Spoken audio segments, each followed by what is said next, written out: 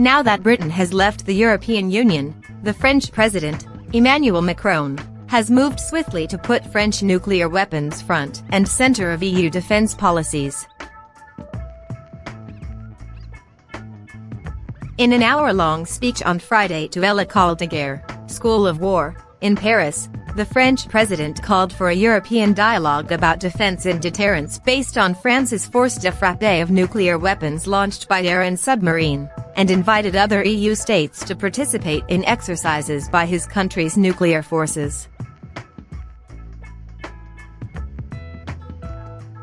This is the post-Brexit revival of a vision held by successive French leaders, who wished to establish EU defense policies that would rely on European nuclear weapons rather than the US and NATO.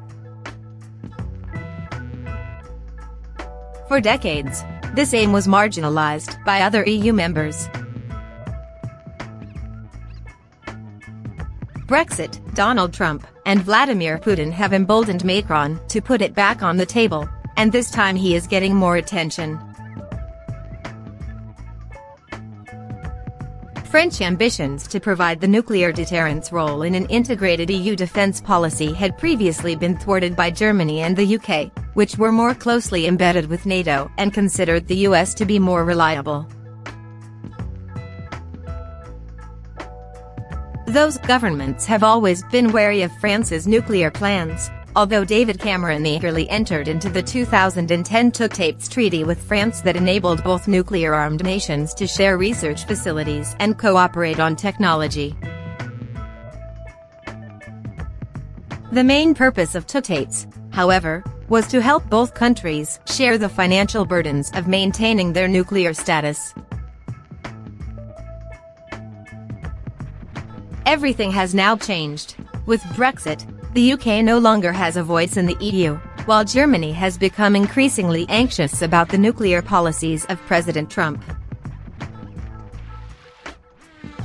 Last week, a senior member of Angela Merkel's CDU party in the Bundestag, Johann Wadephul, publicly raised the question of French nuclear weapons as an element of European deterrence. The remarks appear to have been coordinated with France in advance of Macron's speech. By characterizing the role of French nuclear forces in terms of European security, stability, and proper deterrence, Macron attempts to provide reassurance. Recognizing the fears engendered by a reinvigorated nuclear arms race between the US and Russia in their efforts to build more usable nuclear weapons, including a new generation of enhanced medium-range missiles, Macron promised that France will never engage in nuclear battle. Guardian today, the headlines, the analysis, the debate, sent direct to you. Read more. Previous attempts to portray France's military forces as European deterrents had come up against a locked door, bolted on the inside by the UK and Germany. Now, with NATO in disarray, the UK marginalized, and Putin and Trump busy competing with each other on various fronts, Macron clearly hopes that other European countries are ready to welcome French nuclear weapons as guarantors of regional security.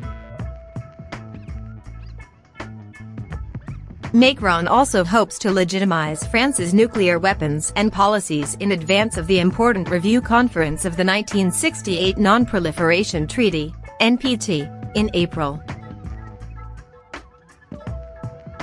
He and the other nuclear-armed governments know they will face strong criticism for undermining the NPT and failing to comply with its fundamental nuclear disarmament obligations.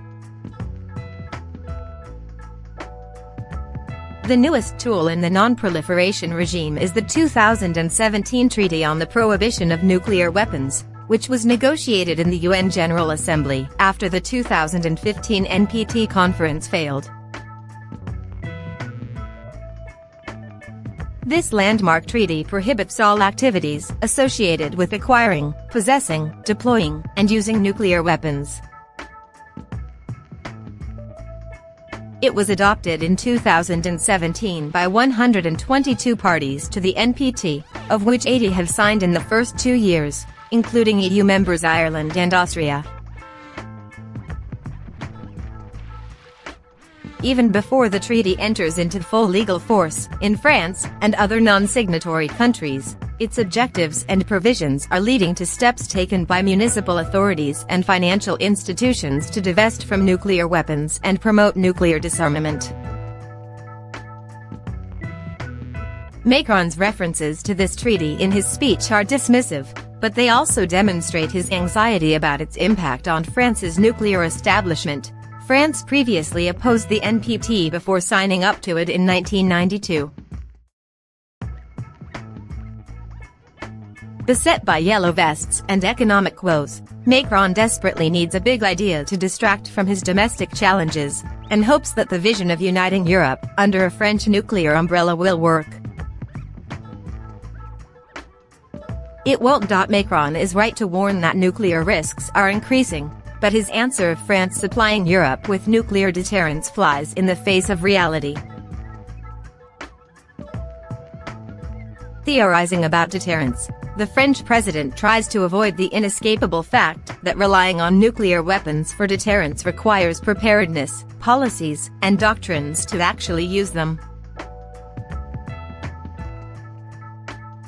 In a survey in January by the International Committee of the Red Cross, 81% of French respondents said that the use of nuclear weapons was never acceptable.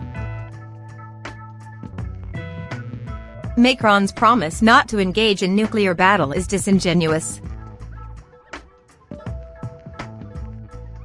Possessing and deploying nuclear weapons are the precursors for nuclear use, and also heighten the risks of miscalculation, mistakes, and accidents, with the obvious catastrophic consequences that would follow. Meanwhile, the municipal government of Paris has joined other cities and countries around the world in taking practical steps to end nuclear-related investments and comply with international laws prohibiting activities that could lead to nuclear weapons ever being used again. If Macron really wants to contribute to European security, he should ensure that France does so too.